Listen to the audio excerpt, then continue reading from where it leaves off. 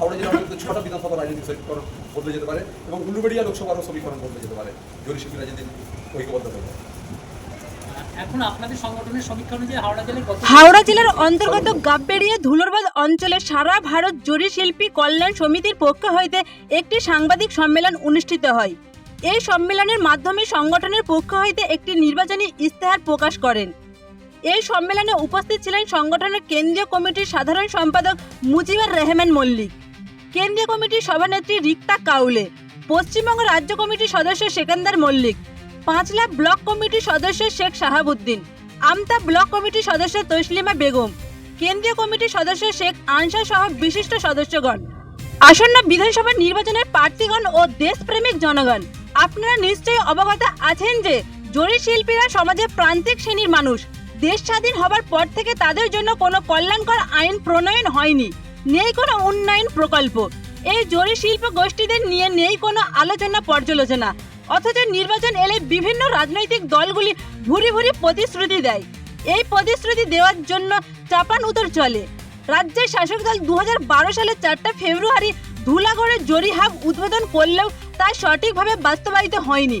অন্যদিকে কেন্দ্রের শাসক দল 2024 সালে লোকসভা নির্বাচনে আমতাই জনসভায় সম্মানীয় স্বরাষ্ট্রমন্ত্রী অমিত শাহ এসে বলেছিল, কেন্দ্রে যদি এনডিএ সরকার হয় তাহলে জরি শিল্পকে হাওড়া জেলার মুখ করা হবে। কিন্তু সবই ফাঁকা আওয়াজ।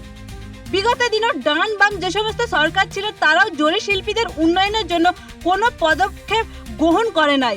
অথচ হাওড়া জেলার এই বঞ্চিত জরি শিল্পীদের সংখ্যা প্রায় 6 লক্ষ, রাজ্যে 15 লক্ষ ও সারা দেশে 2 কোটি মানুষ নিযুক্ত রয়েছে। জরি শিল্পীরা যদি জোটবদ্ধ হয় অনেক বিধানসভা কেন্দ্রের রাজনৈতিক সমীকরণ বদলে যেতে পারে, অথবা জরি শিল্পীদের প্রতিনিধি নির্বাচনে জয়লাভ করতে পারে। সংগঠনের দাবি সমূহগুলো হলো: 24 পরগনা, 2 মেদিনীপুর, হাওড়া, হুগলি, কলকাতা, মুর্শিদাবাদ, বর্ধমান, নদিয়া এবং মালদা মুর্শিদাবাদ পর্যন্ত আমাদের যে শিল্পীরা আছে তারা এই 15 লক্ষ শিল্পীরাদের জন্য 4 লাখ থাকলে একটা ওয়েলফেয়ার বোর্ড হয়। বিড়ি শ্রমিকদের ওয়েলফেয়ার বোর্ড আছে, কিন্তু জরি শিল্পীদের ওয়েলফেয়ার বোর্ড নেই। 2 নম্বর হলো সারা দেশে জরি শিল্পীদের কল্যাণ আইন গঠন করতে হবে। মানে আমাদের দেশে 2.5 লক্ষ হস্তশিল্প আছে, কিন্তু এই জরি শিল্পীদের প্রায় 2 কোটি জরি শিল্পী আছে। বিশেষ করে পশ্চিমবঙ্গ, বিহার, উত্তরপ্রদেশ, রাজস্থান, গুজরাট, মহারাষ্ট্র এবং দক্ষিণ ভারতে আমাদের চেন্নাই, তামিলনাড়ু, কর্ণাটকা, তেলেঙ্গানা, অন্ধ্রপ্রদেশেও আমাদের জরি শিল্পীরা কাজ করছে। লক্ষাধিক জরি শিল্পী যারা পরিযায়ী শ্রমিক এবং যারা ভূমিপুত্র হিসেবে কাজ করে, বিশেষ করে বিহার, ইউপি এবং রাজস্থানের, তারা ওখানকারের মানুষ আছে। এই 2 কোটি জরি শিল্পীদের জন্য কিন্তু আমাদের দেশে কোনো আইন নেই। 3 নম্বর আমরা যেটা দাবি করেছি, জরি শিল্প আমাদের পশ্চিমবঙ্গে যে মার্কেটটা আছে বড়বাজার এবং পাকিস্তানে, সেটা এখানকার যারা মারোয়াড়ি এবং সিন্ধিয়া গোষ্ঠী তাদের হাতে, তারা নিজস্ব প্রায় শতাধিক বছর তারা চালিয়ে আসছে। সরকার উদ্যোগে কোনো জরি মার্কেট তৈরি হয়নি সেই অর্থে, বা জেলা শহর বা মহকুমা শহরে। উলুবেড়িয়াতে একটা জরি শিল্পীরা গঙ্গারামপুরে শুরু করেছিল। আমরা উলুবেড়িয়া পুরসভা এবং বিভিন্ন প্রেস ক্লাবকে এটা তুলে ধরতে বলেছিলাম যে এটা অন্তত সরকার একটুখানি প্যাটার্নাইজ করুক। ধুলাগড়ে জরি হাবকে আমলাতান্ত্রিক হাত থেকে বের করে আনতে হবে এবং সার্বজনীনভাবে বাস্তবায়িত করতে হবে, এটা আমাদের 4 নম্বর পয়েন্ট আছে। ধুলাগড়ে জরি হাব 2012 সালের 14 ফেব্রুয়ারি আমাদের পশ্চিমবঙ্গের মাননীয় মুখ্যমন্ত্রী শ্রীমতী মমতা ব্যানার্জি উদ্বোধন করেছিলেন এবং তার লাখো ডকুমেন্টস আপনাদেরকে দেখেছি। কিন্তু জরি হাবটা আমলাতান্ত্রিক সংস্থায় আছে, একজনকে দিয়ে কুক্ষিগত করে একটা করা আছে। সেটা কিন্তু সেই অর্থ আমাদের জরি মানে যে হাবটা যেটা সার্বজনীনভাবে হওয়া দরকার ছিল সেটা হয় না। সেটা 1-2 ওস্তাকারকে দিয়ে জাস্ট এটাকে করে রেখেছে, এটাকে আমার কিন্তু সার্বজনীন করা হোক।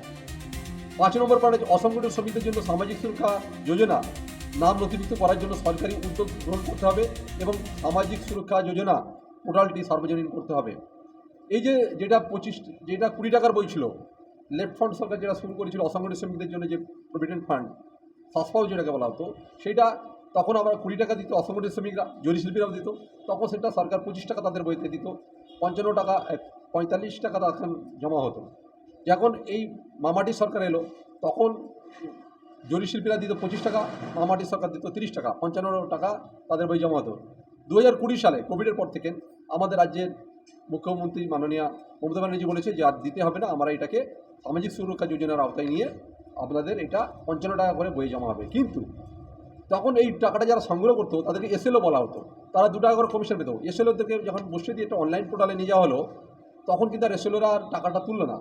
তখন কখনও দুয়ারে সরকারি বা ব্লক অফিসে গিয়ে এটাকে নাম তুলতে হয় শ্রমিকদের, কিন্তু নাম নথিভুক্ত করা যাচ্ছে না। এই কারণে, কেন সরকার যে পোর্টালটা করেছে সেটা শুধুমাত্র শ্রম দপ্তরের কয়েকটা অফিসারের মধ্যে সীমাবদ্ধ রেখেছে। সেটা তারা না ক্যাম্প করছে, এবং ওখানে যারা করলো সেটা 300 টাকা করে দিতে হচ্ছে। ফলে একজন শ্রমিক, একজন অসংগঠিত শ্রমিক যে 300 টাকা 400 টাকা ইনকাম করে ডেলি, সে কী করে একটা পোর্টালে নাম তুলবে? ফলে এই পোর্টালটাকে সার্বজনীন করতে হবে। এটা আমাদের দাবি সনদে আমাদের রয়েছে, এবারে আমাদের ইশতেহারে আমরা বলছি। আর 6 নম্বর পয়েন্টে যেটা সরকারি উদ্যোগে রেজিস্ট্রিত যে জরি সমবায় সমিতিগুলো সচল করতে হবে। আমাদের আন্দোলনের ফলে পাঁচলা, সাঁকরাইল এবং আমতা তত কিছু জায়গায় জরি শিল্প সমবায় সমিতি ব্লক প্রশাসনের উদ্যোগে রেজিস্ট্রি হয়েছে, কিন্তু সেইগুলোকে কাগজে মোড়া আছে। আমরা চাচ্ছি যে বা যারাই চালাক সেটাকে সচল করা হোক। 7 নম্বর হলো বয়স্ক জরি শিল্পীদের পেনশনের ব্যবস্থা করতে হবে। যারা আমাদের 60 বছরের অধিক হয়ে গেল, তারা তাদের চোখে স্পন্ডাইলার কর্ড, সিডনার বিভিন্ন রকম অসুখে তারা ভোগে, তারা কর্মক্ষম হারায়, এবং ফলে তারা তাদের জীবনটা খুবই অসহায়ের মধ্যে চলে। একটা পেনশনের ব্যবস্থা করতে হবে, এটা আমাদের সংগঠনের দাবি। 8 নম্বর হলো জরি শিল্পীদের সহসাতে ঋণের ব্যবস্থা করতে হবে। রাষ্ট্রীয় ব্যাংকগুলো জরি শিল্পীদের লোন দেয়নি। এইটা আমি যতগুলো রাষ্ট্রীয় ব্যাংক আছে, যদি আমার সঙ্গে কেউ করে সেটা জানেন, বলে আপনাদের কোনো প্রকল্প নেই। আমরা কী করি, জরি শিল্পীদের কখনও আমরা মুদ্রা যোজনার মাধ্যমে কিছু হয়তো করতে পেরেছি, বা আইআরডিপিতে কোনো একজন হয়তো দিল না, বললো জরি শিল্পীদের দেওয়া যাবে না। আমাদেরকে লিড ব্যাংক, ইউকো ব্যাংকের সঙ্গে আমাদের একটা এই নিয়ে হয়েছিল। 9 নম্বরে আবার রেখেছি জরি শিল্পকে সংরক্ষণের জন্য উদ্যোগ করতে হবে, এবং জরি শিল্প সংগ্রহশালা তৈরি করতে হবে। এইটা হলো মিউজিয়াম। এই যে আমাদের ডাক্তার সাহেব বলছিলেন যে আগে রূপো সোনার উপরে কাজ হতো, তার পরবর্তীকালে এই কাজটা চলে গেছে আপনার এখন যেটা হচ্ছে, এটাকে বলে ঝুট্টামালের কাজ। আগে বলতে সাচ্চামালের কাজ, সোনার উপর। এটা জিঙ্ক, দস্তা, প্লাস্টিকের উপর কাজ হচ্ছে, এবং সারা ভারতবর্ষে কাজ হচ্ছে। এখন আবার তাইওয়ান থেকে কোনো মেটেরিয়ালস আসছে।